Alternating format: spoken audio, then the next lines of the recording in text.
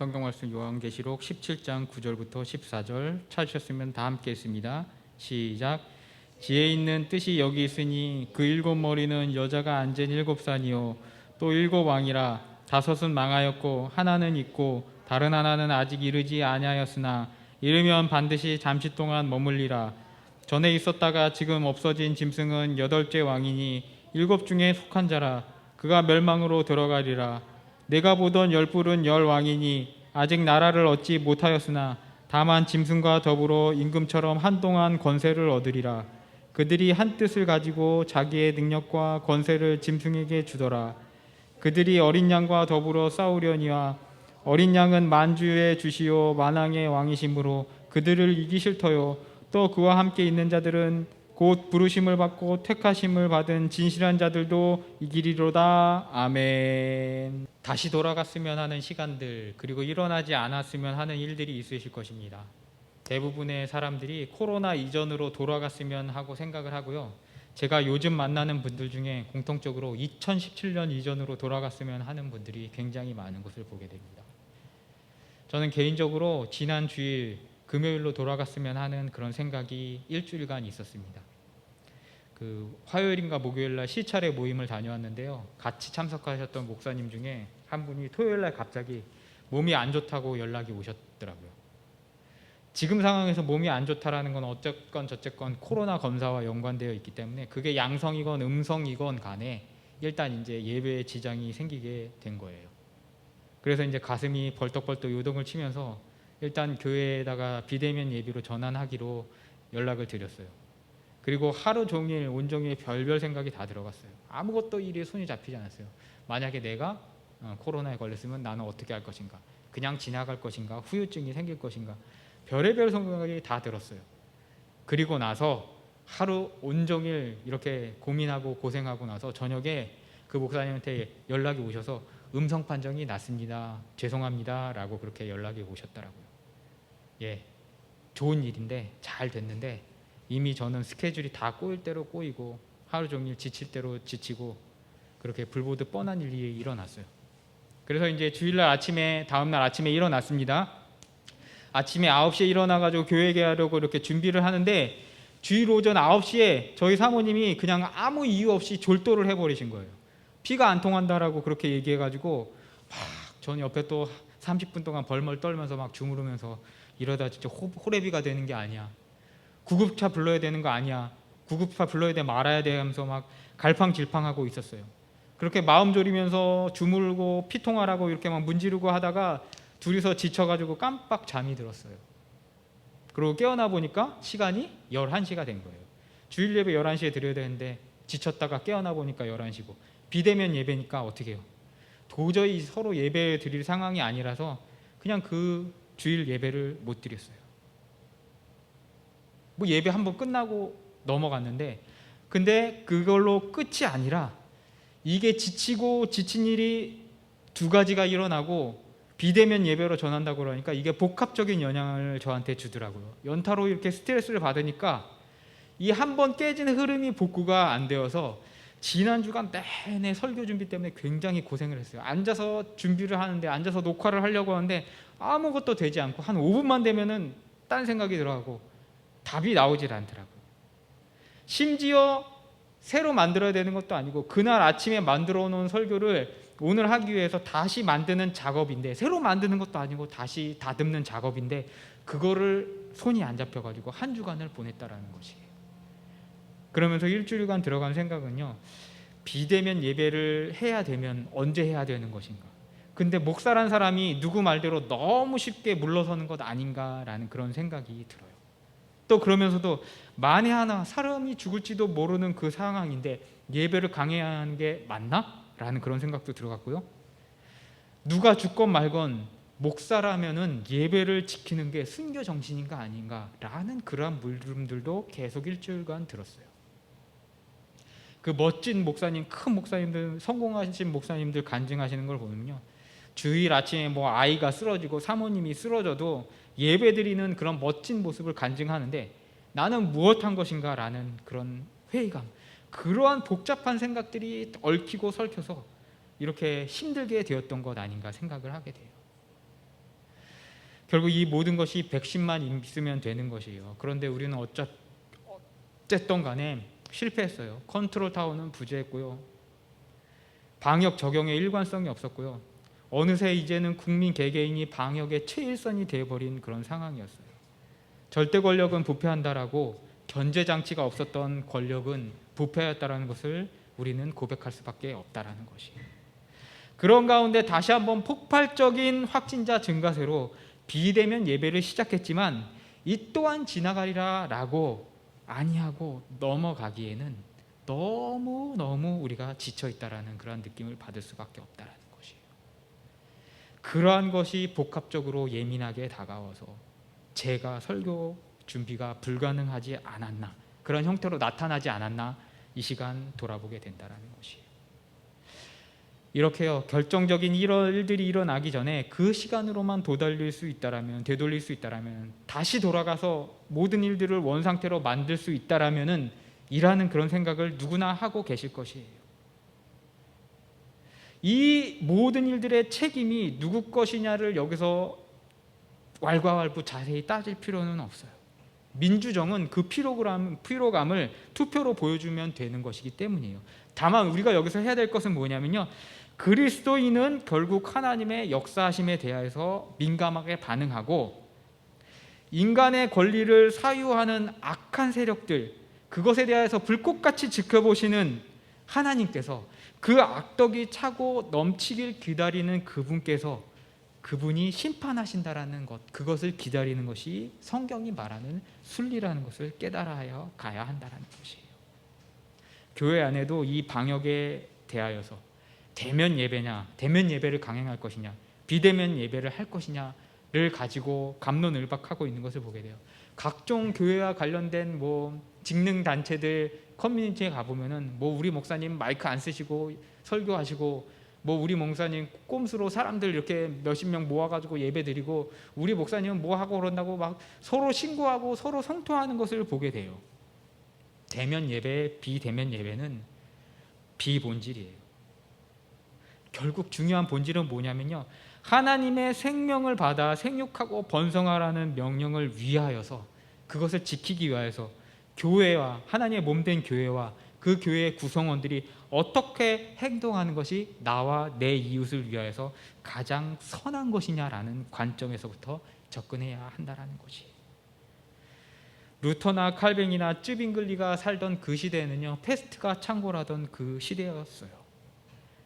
이 루터와 칼뱅과 쯔빙글리조차도요, 이 패스트 시대에 예배를 고수하기보다는 방역에 우선으로 했던 그런 기록들이 존재했고요, 하나님의 도우심을 바랬지만 그럼에도 불구하고 무모하게 믿음만 있으면 전염병이 넘어간다라는 그런 아집보다는요, 자기 목회지에 두고 온 가족의 안위, 그리고 자기 교우들의 안위를 걱정하면서 안절부절했던 모습과 말들을 우리가 확인할 수 있다라는 것이에요.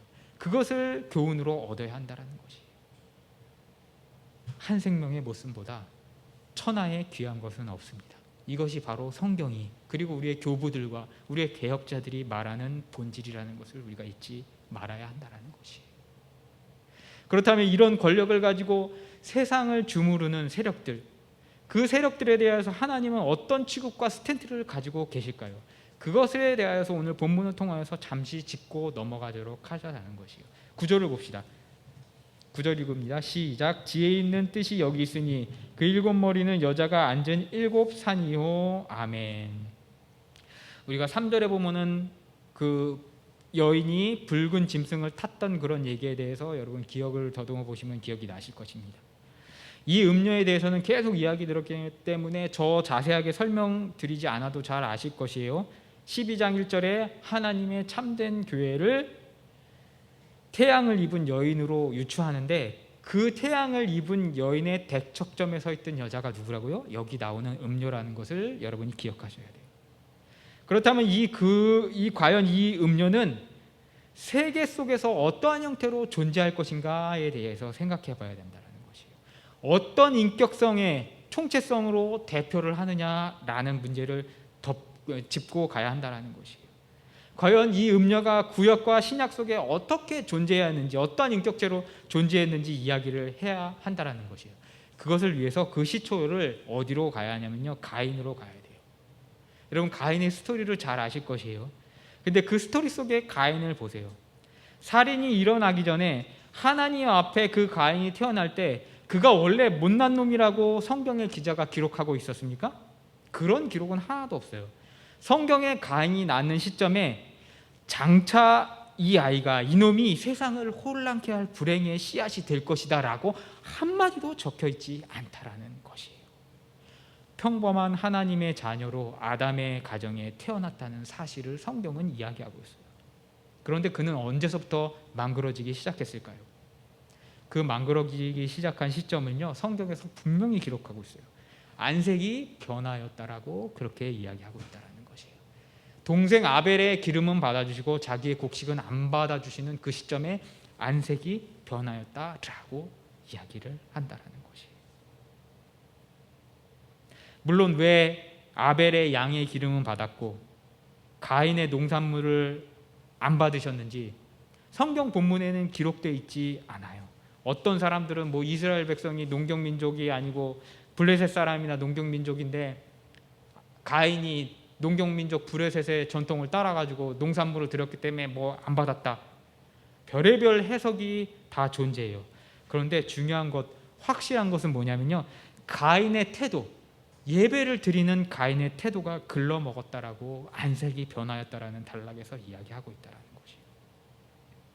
히브리서 11장 4절에요. 믿음으로 아벨은 가인보다 더 나은 제사를 드렸다라고 히브리서 기자가 기록하고 있는 것을 우리는 눈여겨봐야 돼요. 아벨의 제사는 믿음이 있었어요. 그렇다면 가인의 제사는 무엇이 없었다고요? 믿음이 없었다라고 히브리서 기자는 분명히 이야기하고 있다는 거예요. 우리 성도들 중에 믿음 뭐 그까짓 거 뭐 라고 생각하시는 분이 있어요. 없을 수도 있는 거고 언젠가 생길 수도 있는 것이라고 이야기해요. 왜? 믿음이 그렇게 티나지 않아요. 그리고 믿음은 생각외로 흉내내기가 쉽다라는 것이에요. 우리 연예인들 보면은 인기 떨어지고 그러면은 간증 산업에 뛰어드는 분들이 상당히 많아요. 그게 생각보다 쏠쏠한 간증 산업이 기독교 안에 이렇게 있는 것을 보게 돼요. 거기에 눈을 뜨게 되면요, 믿음이 있는 척하면서 간증하러 다니고 그것을 통해서 막 1,000만 원, 1,000만 원, 200만 원, 300만 원 막 그렇게 이렇게 80년대, 90년대 밤무대 뛰는 것처럼 그러한 형식으로 그 산업을 이용하는 연예인들이 많다라는 것이에요. 옛날에 8, 90년대 밤무대 한 번 뛰면 30분에 1,000만 원 하는데 지금도 뭐 대형교회 간증 한 프로 뛰면 1,000만 원, 그런 정가가 있다라는 것이에요. 연예인들 중에 보면요, 뭐 한참 문제를 일으켰더니만 갑자기 목사가 된다라고 그러더니만 목사 잘하는 듯하지만 어느 날 막 마누라 때리고 그게 CCTV가 발각이 돼가지고 이혼하고 교회 망신시키는 그런 남자 개그맨도 봤고요. 저 95년도에 총신 다닐 때는 96년도에 연예인이 하나 들어왔는데 그 친구가 시험을 당당하게 봐가지고 커트라인을 뚫고 들어온 것이 아니라 학업 성적이 안 돼가지고 무슨 조건부로 다음에 또 시험을 봐가지고 통과하는 조건으로 총신대학 신학과에 입학을 하더라고요. 근데 그게 되게 말이 많았는데 어떻게 유야무야 하고 넘어갔어요. 그리고 졸업을 했는지 졸업을 안 했는지 모르게 됐는데 한 20년 지났는데 어느 날 갑자기 나와가지고 자기가 총신대학을 뭐 졸업을 했고 목회자의 길을 가려고 뭐 했다고 막 그렇게 포장하고 미화하더라고요. 저거 좀 이상한데, 그때도 분명히 잘못된 방법으로 해가지고 얘기가 많았었는데 그랬는데 아니나 다를까 이혼하고 사기하고 그런 식으로 또 교회의 이름을 먹칠하는 그런 모습을 보게 된다는 것이. 요즘에 배우자 놓고 새벽 기도한다라고 텔레비에 한참 나와서 떠들던 여자 연예인이 있는데 최근에 일어난 무슨 게이트에 사기꾼이랑 내연녀 관계가 들켜가지고 드러나가지고 난리도 아닌 그런 그리스도인 여자 연예인도 보게 된다는 것이. 믿음은요, 이렇게 흉내내기, 믿음은 이렇게 어떻게 합니까? 가짜로 만들어낼 수 있다는 것이에요. 가인의 삶도요, 하나님의 곁에 있었지만 결정적으로 믿음이 없었어요. 믿음이 없었으니 불안하니 자기 것을 더 챙기려고 하고 하나님을 의지하지 못하고 하나라도 더 챙기려고 하니까 어떻게 합니까?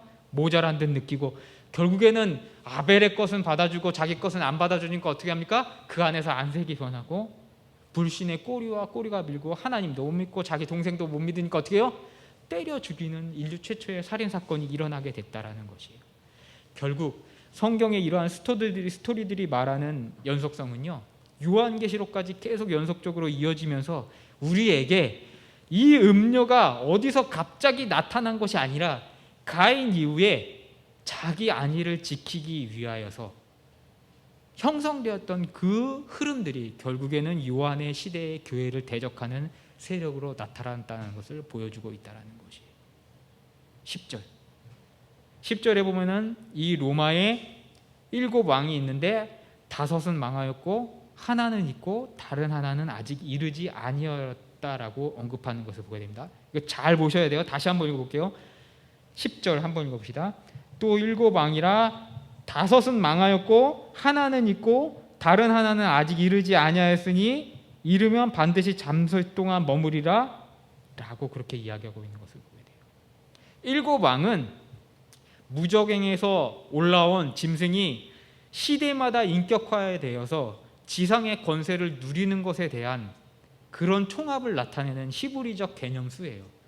모든 오고 가는 세대의 악인 왕들에 대하여서 이야기하는 그런 것을 7 왕이라고 이야기해요. 그것이 고대 초초에는 가인의 자손 중에 영걸이라고 하는 니므롯, 바벨론 시대에는 느부갓네살, 요한의 시대에는 네로, 그 후에는 히틀러, 스탈린, 모택동, 김일성, 지금은 시진핑, 그러한 모습으로 악의 화신의 총체성을 나타내기 위해서 7 왕이라고, 오고 가는 세대의 7 왕이라고 이야기한다라는 것이에요. 그런데 11절에 보면은 그 왕 중에 현재의 왕, 이 현재는 어느 시대일까요? 요한의 시대때요. 요한의 시대의 현재의 왕이 실종되었는데 그가 다시 나올 것이고, 그가 다시 나오면은 7 중에 하나임에도 불구하고 그가 몇 번째 왕이라고 이야기하고 있습니까? 8째 왕이라고 이야기하면서 갑자기 요한이 해석을 도약하면서 급발진하는 것을 보게 돼요. 11절, 전에 있었다가 지금은 없어진 짐승은 8째 왕이니 7 중에 속한 자라 그가 멸망으로 들어가리라. 아멘. 전에 있었다라고 얘기해요. 그런데 현재는 없었다고요. 그리고 장차에는 8째로 돌아오는데 돌아와서 멸망하게 될 것이다 라고 이 구문이 세 도막으로 나눠지는 것을 보게 된다는 것이에요. 전에 있었다라는 것은 무엇일까요? 아까 이야기 드린 것처럼 시대마다 시기마다 인격화된 그 악의 화신 지상 왕들을 이야기하는 것이에요. 처음에 니므롯 얘기 드렸죠. 그런 식으로 이렇게 나타나는 총수를 이야기하는 것이에요. 그런데 두 번째 도막, 현재에 없어졌다라는 것은 무엇일까요? 그렇게 영원히 길길이 날뛸 것 같았지만 요한의 시대에 온데간데 없이 사라졌다라고 이야기하고 있어요. 여기가 오늘 말씀의 중심이에요. 요한의 공동체는 지금 핍박받고 있는 상태예요. 당연히 성도들은 악의 화신, 세상의 왕, 왕 중의 왕, 로마 황제에 대하여서 당하고 있다라고 인지하고 겁에 질려 있는 상태였어요. 그 때문에 이미 많은 수의 성도들이 믿음에서 떨어져 나간 그런 상황이 요한의 공동체에 이르렀다는 것이에요. 그런데 요한은 남은 자신의 공동체를 향하여서 이 엄연히 존재하는 것 같은 악의 화신 세상왕에 대해서 현재는 없다라고 강력하게 선포하고 있다는 것이에요. 그래서 이것을 급발진이라고 제가 말씀드리는 것이에요. 왜 이렇게 급발진을 한 것일까요? 바로 요한은요, 인류사 뒤에서 끊임없이 작용하고 계시는 예수 그리스도의 십자가 사건의 성격을 이야기하기 위해서 급발진하고 있다는 것이에요. 아담 이후의 성경은 창세기부터 계시록까지 예수 그리스도의 십자가 사건을 향해서 쭉 내달리고 있어요. 절대로 옆을 돌아보지 않고 십자가 사건을 향해서만 나가고 있다는 것이에요. 창세기 3장 15절에 뱀을 향하여서 뭐라고 얘기하십니까? 내가 너로 여자와 원수가 되게 하고 내 후손도 여자의 후손과 원수가 되게 하리니 여자의 후손은 내 머리를 상하게 할 것이요 너는 그 발꿈치를 상하게 할 것이다 라고 이야기했던 그 사건 속에 나타나는 옛뱀이 사단이었고요. 그 사단은 결국 어떻게 됩니까? 하나님께 받은 이 선고의 죗값을 치를 때가 오는데, 그때가 언제라는 것입니까? 장차는 이제 요한의 시대 때는 이미 왔죠. 이미 오신 여자의 후손, 누구요? 예수 그리스도의 말미암아 멸망을 받게 될 것을 요한이 선포하고 있다는 것이에요. 이미 요한 이전에, 요한이 이 기록을 쓰기 전에 30년에서 70년 전에 예수 그리스도께서 십자가에 달리셔서 이 악을 멸하셨기 때문에 어떻게 합니까? 지금은 없다라는 것이에요. 현재는 없다라고 이야기한다라는 것이에요.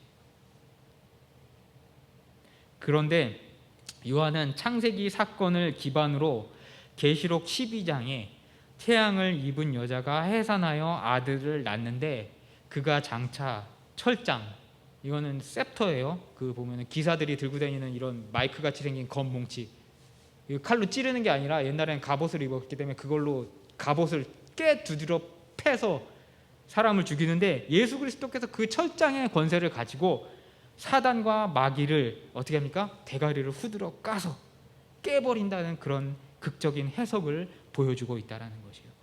즉 요한과 요한의 공동체가 지나가고 있던 그 짐승의 시대, 곧 옛뱀, 그 시대는요, 십자가야 예수의 뒤꿈치를 물어서 상하게 하려고 했으나 어떻게 합니까? 예수 그리스도의 십자가상의 순종과 그 피로 말미암아 대가리가 깨져서 어떻게 합니까? 사라져서 죽은 듯 하였는데, 예수 그리스도께서 승천하시니까 잠시 어떻게 합니까? 슬금슬금 나와서 세상을 놀라게 하고 황제로 화하여서 어떻게 합니까? 규합하여서 교회를 괴롭히는 그 짐승으로 나타났으므로, 우리 신자가 할 일은 그것에 대해서 두려워하지 말고 어떻게 합니까? 견디라라고 이야기하고 있다는 것이. 그러면 사랑하는 성도 여러분, 우리가 지금 핍박의 세대를 살고 있고 숨어서 예배를 드리고 있고 두려움과 떨림 속에서 예배를 드리고 있는데, 이 또한 어떻게 합니까? 지나갈 것이라는 것이에요. 하나님께서 십자가상에서 원수 그 옛뱀의 대가리를 깨부셨던 것처럼 이 세상에 그 근원, 왕 중의 왕이라고 생각하는 그 권세자들도 곧 지나갈 것을 성경은 이야기하고 있다는 것이에요. 다음 16절입니다. 16절 읽겠습니다. 내가 본 바 이 열불과 짐승은 음료를 미워하여 멸망하게 하고 벌거벗게 하고 그의 살을 먹고 불로 아주 사르리라. 아멘. 열불, 짐승, 음료, 악의 삼위일체가 나오는 것을 보게 돼요. 셋이 죽이 맞아가지고 이 지상을 다 삼켜 먹을 것이라고 생각을 하고 그렇게 죽자 살자 난리 부르스로 치지만, 16절에 오더니만 갑자기 어떻게 합니까? 음료와 열불과 짐승이 서로 셋이서 어떻게 합니까? 분열을 하게 되는 것을 보게 돼요. 악의 삼위일체가 갑자기 난리가 난 것이에요. 제가 얘기 드렸지만 하나님의 삼위일체는 뭐예요? 셋은 절대로 화합할 수 없는데 하나님의 삼위일체는 화합의 온전한 모습을 보여주셨다는 것이에요. 그런데 그것을 본따여서 삼위일체로 나왔던 이 악의 삼위일체는 어떻게 합니까? 결국 내분으로 인하여서 망하여 나가게 된다는 것을 이야기하고 있다는 것이에요. 그 이유에 대해서 요한은 무엇이라고 밝히고 있습니까? 17절, 하나님이 자기 뜻대로 할 마음을 그들에게 주사 그들이 한 뜻을 이루게 하긴 하셨는데, 그들의 나라를 그 짐승에게 주긴 하셨는데 딱 하나님이 명령하시는 그때까지만이라고 이야기를 17절에서 하고 있다는 것이에요. 하나님이 너희들 이제 안 되겠다라고 놔버리시면 이 악의 삼위일체 세 세력이 어떻게 합니까?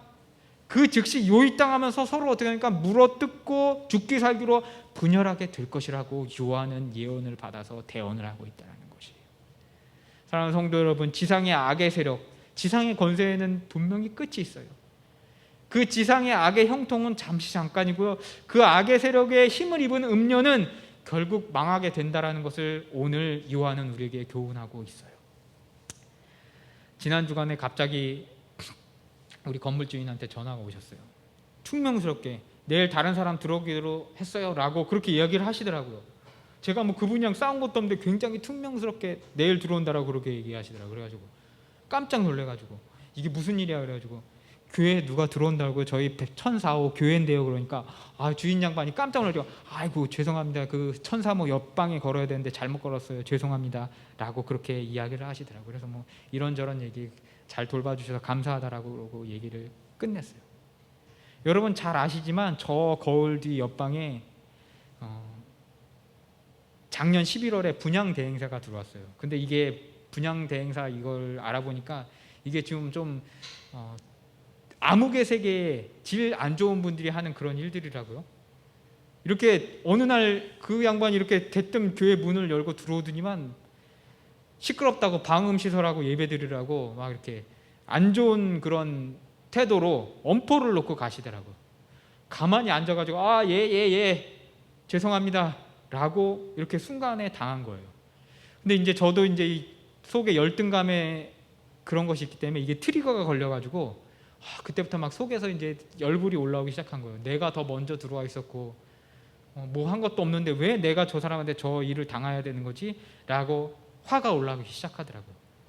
근데 아무리 봐도 이거 주중에 교회에 출근하게 되면은 자꾸 잡음을 내고 저도 이제 속에서 오기가 생겨가지고 자꾸 맞붙고 싶은 그런 오기가 생길 것 같더라고요.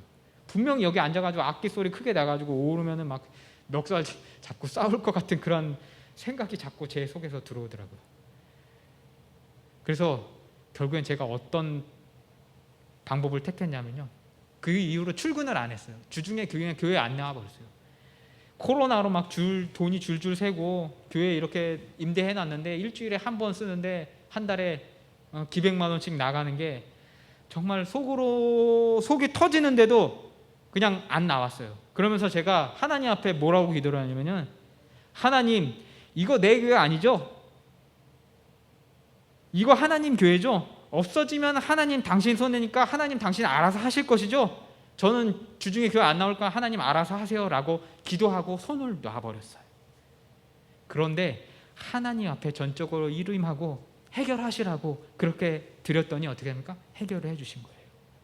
어제 이렇게 교회를 청소하려고 이렇게 와가지고 여기 뒤에 이거 방음벽을 이렇게 설치하고 나가려고 하는데 어떤 못 보던 분이 여기서 짐을 가지고 청소도구를 가지고 이렇게 지나가시더라고요. 그래서 제가 혹시 천사모에 입주하신 사장님이세요? 라고 그러니까 그렇다고 그렇게 얘기하신 거예요. 저 여기 교회인데 앞으로 잘 부탁드립니다 라고 그러니까 이분은 굉장히 남자분이신데도 목사님이시냐고 그러면서 굉장히 열린 태도로 이렇게 인사를 하시더라고요.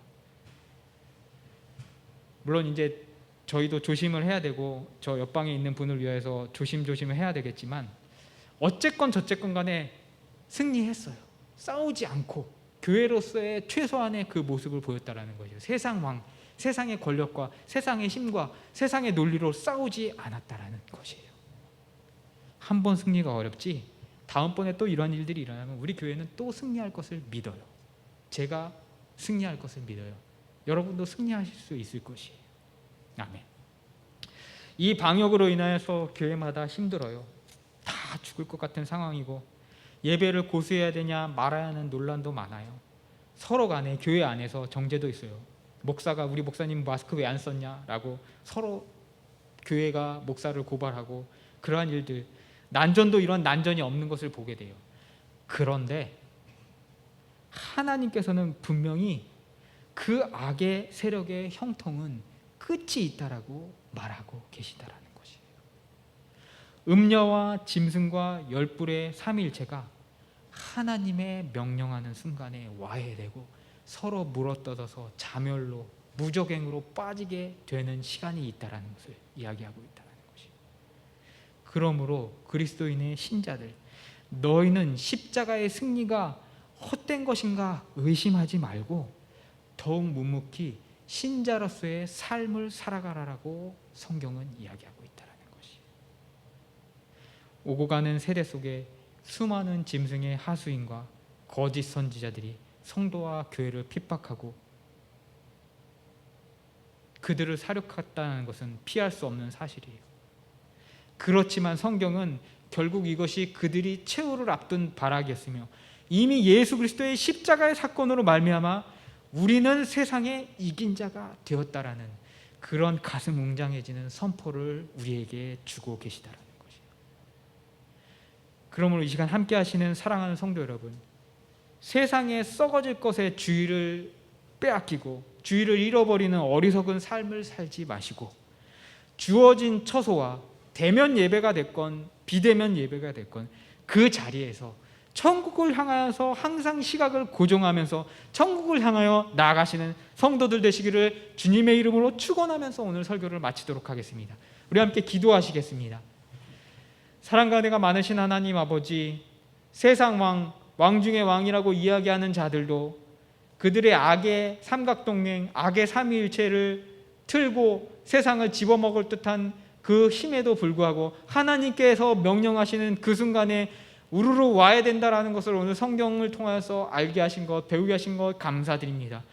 그 세상의 권력에 두려워하는 것이 아니라 마땅히 영혼을 죽이시는 하나님을 두려워하는 우리 그리스도인들의 삶이 되게 주님 도와주시옵시고 은혜 내려 주시옵소서. 그 하나님을 두려워하면서 세상에 나가서 그리스도인으로서의 삶을 살기 위해서 더욱더 경주하며 노력하는 우리 그반석교회 성도들 되게 주님 도와주시옵시고 은혜 내려 주시옵소서. 지금 우리 주 예수 그리스도의 은혜와 하나님 아버지의 만극하신 사랑과 성령님의 감화 감동 인도 교통하심의 역사가 육신을 죽이는 세상의 왕의 왕을 두려워하는 것이 아니라 영혼을 죽이시고 살리기도 하시는 만왕의 왕 만주의 주 예수 그리스도를 두려워하는 우리 그반석교회 성도들 머리 위에 지금으로부터 영원토록 함께 있을지어다. 아멘.